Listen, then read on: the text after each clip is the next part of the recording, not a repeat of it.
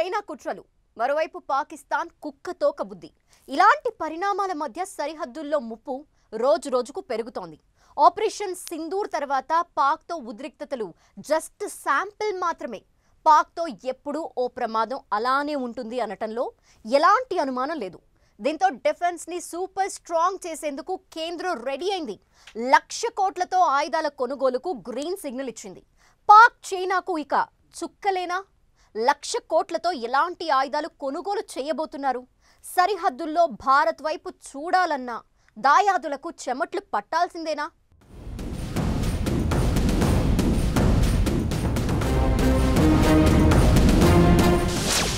లక్ష కోట్లతో ఆయుధాల కొనుగోలు.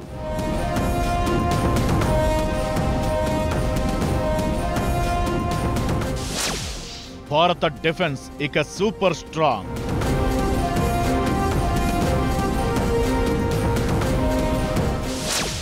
పాకిస్తాన్ చైనాకు ఇక చుక్కలేనా?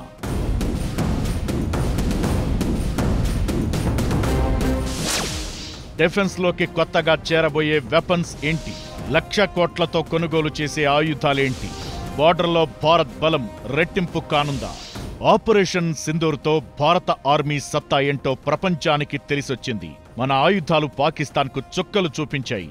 బ్రహ్మోస్ పేరు వింటే పాక్ గుండెల్లో ఇప్పటికీ రైళ్లు పరిగెడుతున్నాయంటే అర్థం చేసుకోవచ్చు మనోళ్లు క్రియేట్ చేసిన భయం. బ్రహ్మోస్తో పాటు S-400 Akash air defence systems పనితీరు ప్రపంచాన్ని అవాక్కయ్యేలా చేసింది. నిజానికి మనం యుద్ధం చేసింది పాక్తోనే కాదు, చైనా, తుర్కియాతో కూడా. ఒకే యుద్ధంలో ముగ్గురిని ఓడించింది భారత్. పాక్కు చైనా, తుర్కియా అండగా ఉంటున్న వేళ ఆయుధ వ్యవస్థను మరింత పటిష్టం చేసుకోవాల్సిన అవసరముంది. Deputy chief of army staff చెప్పింది కూడా ఇదే. మన ఎయిర్ డిఫెన్స్ వ్యవస్థ మరింత స్ట్రాంగ్ కావాల్సిన అవసరముందని సూచించారు. ఇలాంటి పరిస్థితుల్లో భారీ ఆయుధాల కొనుగోలుకు రక్షణ శాఖ సిద్ధమైంది. ఏకంగా 1,00,000 కోట్లతో కొనుగోలు చేయనుంది. దేశ భద్రతను మరింత పటిష్టం చేసేలా కేంద్రం ఈ నిర్ణయం తీసుకుంది. 1,00,000 కోట్లకు పైగా విలువైన 10 కీలక ఆయుధ ప్రాజెక్టులకు కేంద్ర రక్షణ మంత్రిత్వ శాఖ ఆమోదం తెలిపింది. ఇందులో 3 ప్రధాన ప్రాజెక్టులు కాగా మిగిలిన 7 తక్కువ కొనుగోళ్లకు సంబంధించినవి. అయినా ఇవి దేశ భద్రతా సామర్థ్యాన్ని పెంచే దిశగా కీలకమైనవి. ఆపరేషన్ సింధూర్ సమయంలో చైనా తయారీ ఆయుధాలను పాకిస్తాన్ ఉపయోగించింది. దీంతో దేశ రక్షణ కోసం కేంద్రం కీలక నిర్ణయాలు తీసుకుంటోంది. రక్షణ శాఖ ఆమోదం తెలిపిన వాటిలో అత్యంత భారీ ప్రాజెక్ట్ MCMV అంటే మైన్స్ కౌంటర్ మెజర్ వెసెల్స్. దీని విలువ 44,000 కోట్లు. ఈ ప్రాజెక్టు కింద భారత నౌకాదళం కోసం 12 స్వదేశీ మైన్స్ కౌంటర్ మెజర్ వెసెల్స్ నిర్మించనున్నారు. దాదాపు 900 నుంచి 1000 టన్నుల సామర్థ్యం ఉండే ఈ నౌకలు సముద్రంలో శత్రువుల బాంబులను గుర్తించి ట్రాక్ చేసి ధ్వంసం చేయగలవు. ఇవి పోర్టులు, నౌకాశ్రయాలను రక్షించేందుకు అత్యంత అవసరం. చైనా, పాక్ మధ్య మారిటైమ్ కోఆపరేషన్ పెరుగుతున్న వేళ భారత్కు ఇది చాలా అవసరం. ఇక QRSAM అంటే quick reaction air defence missile. ఇది రెండో అతిపెద్ద ప్రాజెక్ట్. దీని విలువ 36,000 కోట్లు. ఈ ప్రాజెక్టు కింద DRDO అభివృద్ధి చేసిన గగనతల రక్షణ వ్యవస్థలను తయారు చేయనున్నారు.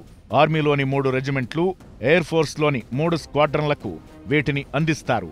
మొత్తం 30 కిలోమీటర్ల పరిధిలో శత్రు యుద్ధ విమానాలు, హెలికాప్టర్లు, డ్రోన్లను గుర్తించి వాటిని ధ్వంసం చేసే సామర్థ్యం వీటి సొంతం. ఆపరేషన్ సింధూర్ టైంలో పాక్ ప్రయోగించిన టర్కీ డ్రోన్లు, చైనా మిస్సైళ్లను అడ్డుకోవడంలో భారత వైమానిక రక్షణ వ్యవస్థ కీలక పాత్ర పోషించింది. దీంతో గగనతల రక్షణ వ్యవస్థను మరింత బలోపేతం చేసే దిశగా కేంద్రం అడుగులు వేస్తోంది. భవిష్యత్తులో మొత్తం 11 రెజిమెంట్లకు వీటి అవసరం ఉండొచ్చని భారత ఆర్మీ భావిస్తోంది. ఇవి అందుబాటులోకొస్తే ఇండియన్ ఎయిర్ ఫోర్స్ నెట్వర్క్ మరింత విస్తరించడం ఖాయం, బలం రెట్టింపు కావడం ఖాయం. మూడో కీలక ప్రాజెక్ట్ ISTAR అంటే intelligence surveillance target acquisition and reconnaissance. దీని విలువ 10,000 కోట్లు. ఈ వ్యవస్థలు శత్రువుల భూభాగాలపై ఉన్న అత్యంత విలువైన లక్ష్యాలను గుర్తించి క్షిపణులు, యుద్ధ విమానాల ద్వారా సమర్థవంతంగా ధ్వంసం చేయడానికి యూజ్ అవుతాయి. DRDO అభివృద్ధి చేసిన సింథటిక్ అపరేచర్ రాడార్లు, ఎలక్ట్రో ఆప్టికల్, ఇన్ఫ్రారెడ్ సెన్సార్లు వీటికి ఫిక్స్ చేస్తారు. ఇవి శత్రు స్థావరాల కదలికలపై క్షేత్రస్థాయి సమాచారాన్ని రియల్ టైంలో అందిస్తాయి. 3 ప్రాజెక్టులతో పాటు సెమీ సబ్మర్సిబుల్ అటానమస్ వెజల్స్ కొనుగోలు చేసేందుకు కేంద్రం గ్రీన్ సిగ్నల్ ఇచ్చింది. ISR అంటే ఇంటెలిజెన్స్, సర్వేలెన్స్, రికాన్సెన్స్ కోసం ఉపయోగించే ఈ వాహనాలను మేక్ 2 కేటగిరీ కింద డెవలప్ చేస్తారు. అంటే ముందస్తుగా ప్రభుత్వం నుంచి ఎలాంటి నిధులు రాకపోయినా సరే వీటిని డెవలప్ చేస్తారన్నమాట.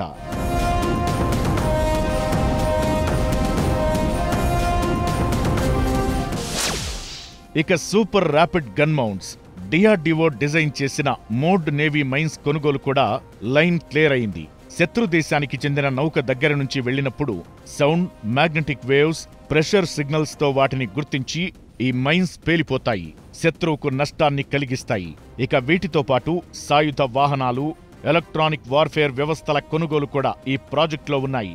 ఇవన్నీ అందుబాటులోకొస్తే భారత్ మీద కుట్ర చేయడం కాదు, మన దేశం వైపు వంకరగా చూడాలన్నా పాక్ చైనాకు వణుకు పుట్టాల్సిందే. చైనా పాక్ మాత్రమే కాదు, ఆ ఇద్దరికి తుర్కియో యాడైంది. మళ్లీ యుద్ధం అంటూ వస్తే ఆ 3 దేశాలతో పోరాడాల్సి ఉంటుంది. 1,00,000 కోట్ల ఆయుధాల కొనుగోలుకు గ్రీన్ సిగ్నల్ రావటంతో సరిహద్దుల్లో భారత బలం రెట్టింపు కావటం ఖాయం. ఈ ప్రాజెక్టులు భారత డిఫెన్స్కి చాలా విధాల కీలకం కాబోతోంది.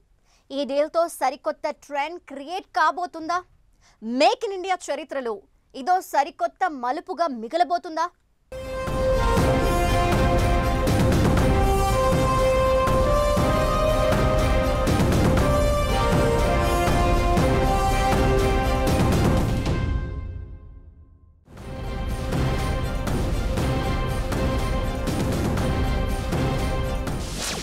స్వదేశీ ఉత్పత్తుల కొనుగోలుకే 1,00,000 కోట్లు. డిఫెన్స్ రంగంలో గేమ్ చేంజర్గా డీల్. ఆయుధాలు అందుబాటులోకెప్పుడు? ఆత్మనిర్భర్ భారత్కు మరింత ప్రోత్సాహం.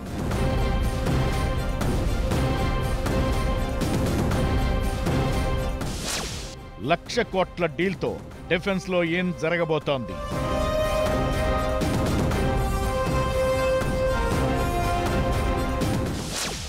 ఓవైపు చైనా, మరోవైపు పాక్, ఇంకోవైపు బంగ్లా. భారత్ చుట్టూ శత్రువులే. 2020లో చైనాతో గాల్వాన్ రగడ, ఈ ఏడాది పాకిస్తాన్పై ఆపరేషన్ సింధూర్. ఇలా ఇరుగు పొరుగు సంఘర్షణలు కనిపిస్తున్నాయి.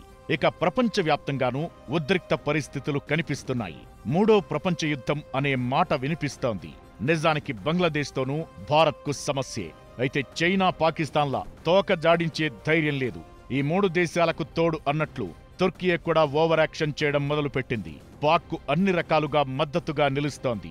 ఇలాంటి పరిణామాల మధ్య ఎలాంటి ముప్పునైనా ఎదుర్కొనేందుకు రక్షణ రంగ పరంగా పటిష్టమయ్యేందుకు కేంద్రం చర్యలు తీసుకుంటోంది. 1,00,000 కోట్ల విలువైన ఆయుధాలు అందుబాటులోకొస్తే సరిహద్దుల్లో చైనా, పాక్ ఓవర్ యాక్షన్కు చెక్ పడడం ఖాయం. మనం 3 సైడ్ నుంచి బంగ్లాదేశ్, పాకిస్తాన్, చైనా, ఈ 3 దేశాల సైడ్ నుంచి కూడా ఏదోటి యాక్షన్ ఎక్స్పెక్ట్ చేయొచ్చు. మెయిన్లీ పాకిస్తాన్ సైడ్ నుంచి, నెక్స్ట్ చైనా పాకిస్తాన్ను ఉపయోగించుకోవచ్చు, అది వేరే సంగతి. కొంతవరకు బంగ్లాదేశ్. దీనివల్ల మనకున్న air defence systems last Iran Israel వార్లోను, ప్రస్తుతం నడుస్తున్న యుక్రెయిన్ రష్యా యుద్ధంలోను drones, air defence systems, communication systems, air defence control systems, వీటి మీద చాలా ఫోకస్ వచ్చింది. మన రక్షణ వ్యవస్థను సూపర్ స్ట్రాంగ్ చేయడమే కాదు, ఈ మెగా ప్రాజెక్టుతో స్వదేశీ ఉత్పత్తులకు ప్రోత్సాహం అందించినట్లవుతుంది. స్వదేశీ టెక్నాలజీ అభివృద్ధికి, బలమైన భద్రతా మౌలిక వసతుల నిర్మాణానికి ఈ ప్రాజెక్టు ప్లస్ గా మారే ఛాన్స్ ఉంటుంది. 1,00,000 కోట్ల పెట్టుబడి అంటే రక్షణ రంగంలో ఉత్పత్తి, రీసెర్చ్ అండ్ డెవలప్మెంట్, సప్లై నిర్వహణలో ఉపాధి అవకాశాలను క్రియేట్ చేస్తుంది. ఇది దేశీయంగా ఆర్థిక వృద్ధికి కారణంగా మారే ఛాన్స్ ఉంటుంది. ఇక స్వదేశీ డిజైన్, తయారీని ప్రోత్సహించడంతో రక్షణ సాంకేతికతతో భారత్ స్వావలంబన సాధిస్తుంది.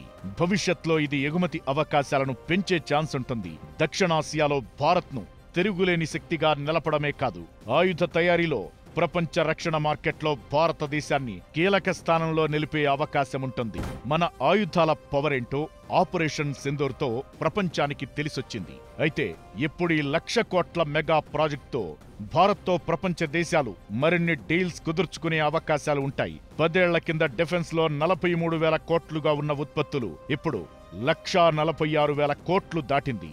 ఇందులో ప్రైవేట్ సెక్టార్ వాటానే 32,000 కోట్లు. ఇక 10 ఏళ్ల కింద 600 నుంచి 700 కోట్లుగా ఉన్న రక్షణ రంగ ఎగుమతులు ఇప్పుడు 24,000 కోట్లు దాటాయి. మెగా ప్రాజెక్టు పూర్తయితే రక్షణ రంగ ఎగుమతులు మరింత పెరిగే అవకాశముంటుంది. ఆపరేషన్ సింధూర్లో పాక్ వాడిన చైనా ఆయుధాలు తుస్సుమన్నాయి. దీంతో చాలా దేశాలు డ్రాగన్ను నమ్మడం మానేశాయి. ఇలాంటి తరుణంలో 1,00,000 కోట్ల మెగా ప్రాజెక్టు పూర్తయితే రక్షణ రంగ మార్కెట్లో భారత్ సరికొత్త విజేతగా నిలిచే అవకాశముంటుంది. 1,05,000 కోట్ల మెగా ప్రాజెక్టులో 3 కీలక ప్రాజెక్టులు. మిగతావి చిన్నవే అయినా అవి కూడా రక్షణ రంగ బలాన్ని పెంచేవే. ఈ ప్రాజెక్టులో భాగంగా 5 నుంచి 10 ఏళ్లలో ఆయుధాలు ఆర్మీ చేతికందే అవకాశాలు ఉంటాయనే అభిప్రాయాలు వినిపిస్తున్నాయి. ఇప్పటికే పాక్ భారీగా ఆయుధాలు సమీకరించుకుంటోంది.